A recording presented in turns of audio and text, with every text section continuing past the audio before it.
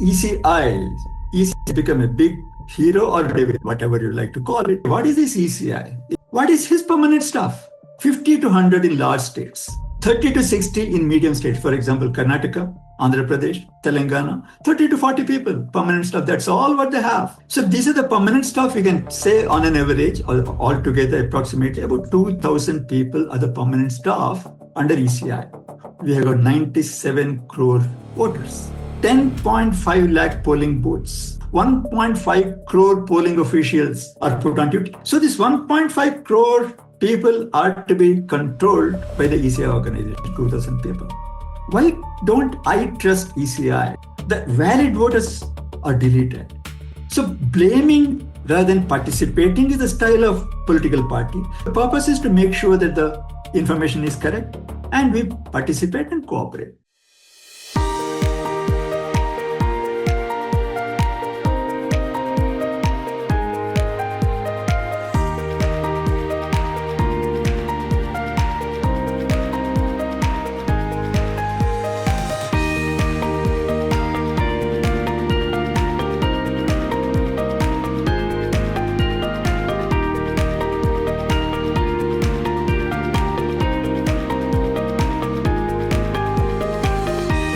Before that, one small information that we all need to understand is ECI. ECI has become a big hero or devil, whatever you like to call it, depending on which party you are leaning to. Now, ECI, what is this ECI? Election Commission of India. There are 3 election commissioners, mostly retired or about to retire IAS officers. Right now, there are 3. Sometimes there was only one person. However, right now there are 3. One of them is the Chief Election Commissioner. He has got an organization, Nirvachan Sadan is the name of the building. How many people are there? 300 to 400 people, that's all. I had an opportunity to visit there a few times. About 300-400 people are there in that building. There is a permanent staff of ECI, Election Commission of India. Then under him, directly under him, line organization, under his command, there is a Chief Electoral Officer in every state and union territories. So 36 of them. What is his permanent staff? 50 to 100 in large states, 30 to 60 in medium states. For example, Karnataka, Andhra Pradesh, Telangana, 30 to 40 people, permanent staff. That's all what they have. 5 to 20 in smaller states and union territories. Pondicherry may have 6 or 7. So these are the permanent staff. We can say on an average, altogether approximately about 2,000 people are the permanent staff under ECI who work continuously. Their only job is to do with the electoral roll maintenance and conducting of elections. These 2,000 permanent staff is responsible for overseeing the whole electoral system. We have got 97 crore voters, 10.5 lakh polling booths. Even if you come to the booth level, 10.5 lakh polling booth. Now map a staff of 2,000 countrywide to manage 97 crore voter records and 10.5 lakh polling booths. At the time of voting, the time of elections, say general elections, 1.5 crore polling officials are put on duty. The full-time duty during that election, maybe a couple of months, is only to conduct elections, 1.5 crore. So this 1.5 crore people are to be controlled by the ECI organization, 2,000 people. The people, other than this, approximately 2,000 are not permanent. There's a borrowed bureaucracy with secondary duties of ERMS. They're mostly the revenue inspectors, revenue officials in the state level. Their main duty is to work under the state government, not under the ECI. Let us not forget that. We'll have district electoral officer, electoral registration officer, assistant ERO, booth level officer. We'll talk about this booth and booth. And the state government is obliged to provide people working in addition to their main job to the Election Commission of India by the Representation of People Act. They've got no choice. Now, when we say one booth, the smallest organization, one part, should not have more than 1,200 voters per part or per booth. Now, mainly what has happened is that there's a big talks by the political parties, many of them telling that the ECI cannot be trusted.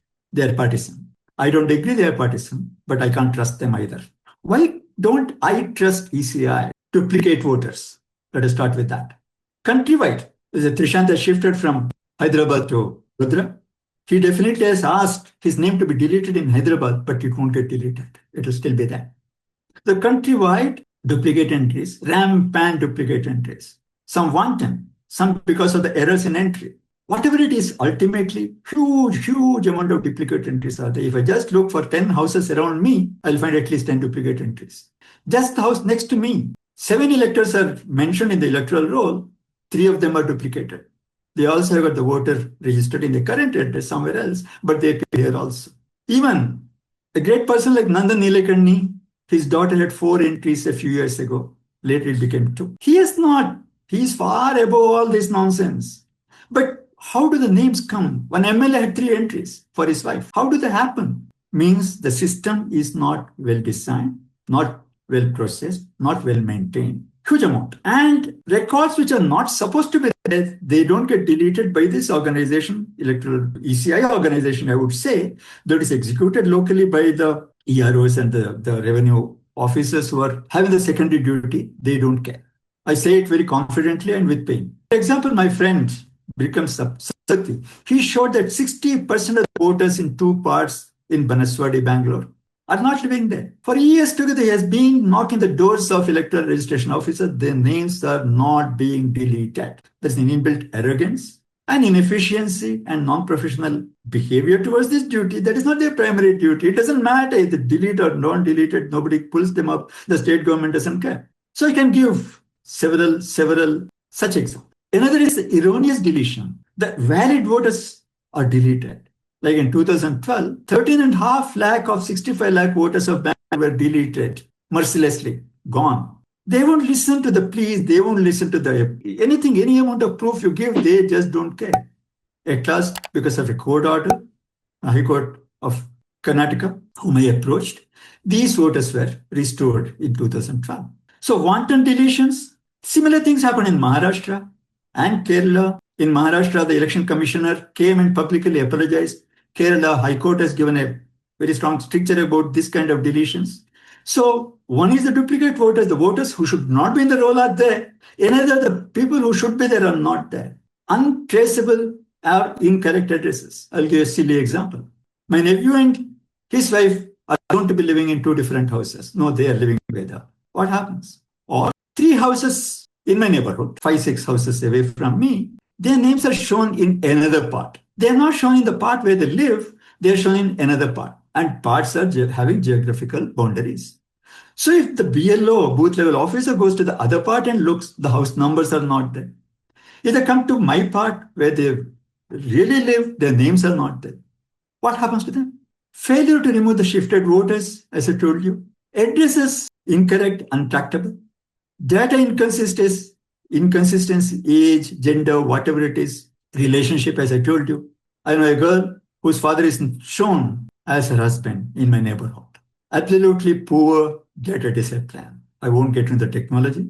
BLOs, I said, 14.5 lakh BLOs are expected. You try to trace one.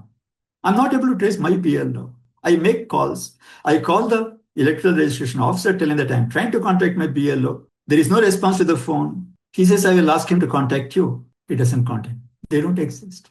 A large number of BLOs don't exist. This survey was done by me as an individual, Janagra as an NGO, letters written. This is happening for years. And every BLO has got 29 duties listed by the ECI. If the person is not who is doing this duty, the duty is not done. And attitude of the officials, non-transparencies.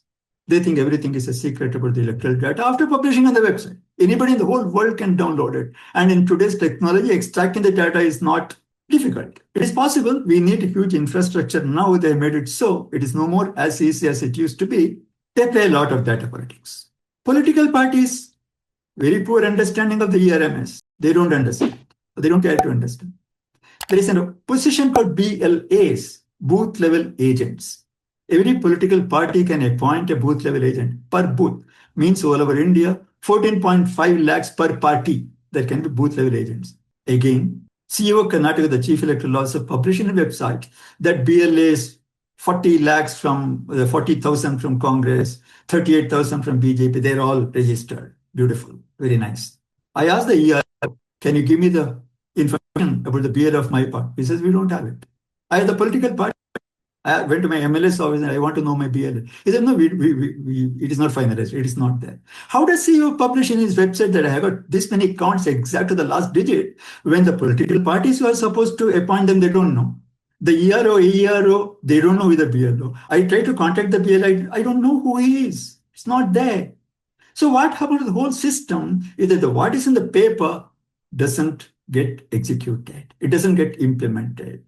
Immediately, it creates a trust deficit. So blaming rather than participating is the style of political party. They want to make a political capital out of it, blaming without having any proof, but not participating. The election commission and underneath making fake claims. I tell it with great confidence and stories without substance. And talking about the ECI special intensive revision, they conducted something called NIRPAP in 2017, National Electoral Roll Purification and Authentication Program. Big names, very important. They tortured the junior level, especially the BLOs in a year or so much the whole year. Very ill-designed, non-executable system, nothing happened. Whatever is now supposed to be done by this special intensive revision was to be done by this NIRPA, not done. They got things called sweep, systematic voter education and electoral participation.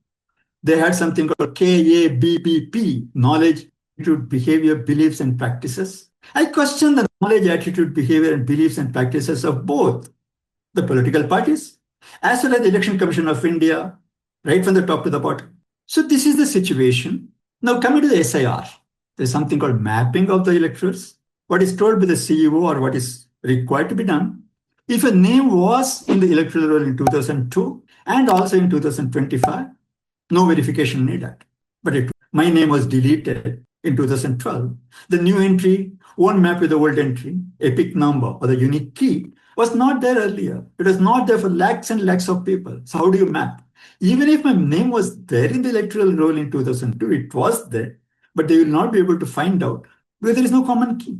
I don't find an easy way. It can be done with some AI support, but again, when you say AI, it is a suspicion. It is not a proof. So low percentage of mapping in Bangalore as reported recently, 67% of the people in the city of Bangalore are mapped. The rest are not mapped. Now proving them with various records. What I request all of you is that keep your Aadhaar card ready, keep your voter card ready. When the BLOs are required to visit, I hope they will visit fully and verify and things go correctly. And according to the CEO Karnataka, 90% of mapping is done for 90 out of the 224 constituencies. So in case there are problems during the survey, they bring pre-filled form called enumeration forms to verify whether the details available with them is correct or not. The proof that we will have to give, as I understand from my friends in Tamil Nadu and Kerala, when it was mostly smooth, in the sense they did not make it difficult. They also open some camps in the localities to prove it further should there be a repeated thing. So it doesn't mean that your name is not mapped, it won't be mapped. The purpose is to make sure that the information is correct and you are validated, like the full body checkup. If there is no problem, beautiful. If there is a problem, it is possible to correct. Anyway, the Form 6 can be filled throughout the year, anytime. Should, because of unfortunate situation, your name gets deleted, you can get it back. There is nothing to worry telling that, okay, I'm out now, how will I get back? You can always get back. And there is enough time given. So what we have to do is that we have to be conscious.